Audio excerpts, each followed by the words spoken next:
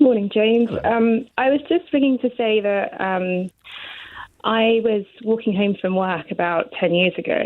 I had a sort of, I still work in a city, and a lot of work tends to go into the night, as it does. And so I caught the train home, and the station's about half a mile from my house.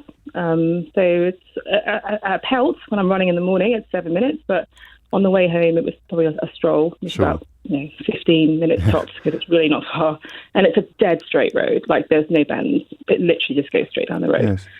And I was mugged. I was mugged from behind. He snatched my handbag. I can still remember the footsteps. He snatched my handbag. And basically shoved me to the floor and cracked the back of my head, and obviously took off with my bag. So I saw him running away. So I think my keys were already in my jacket pocket, because which woman doesn't walk home with their keys in their pocket, sadly? Do you know that shocks most men? Me included. It doesn't shock me now because I've heard it, but the first few times, I think you'll find that's just you and your mates. I don't. You know what? I've got to be honest with you, haven't I? Otherwise, there's no point doing this. Yeah, so it's kind of sad already, but so I got in, and I think I just sat on the sofa, and I called the police. I don't even know why I called the police, but I called the police. And they came round, and they were absolutely lovely. Took as many pieces as they had, but what can you see when the person's behind you? Literally nothing, and that's obviously why they approach you from behind.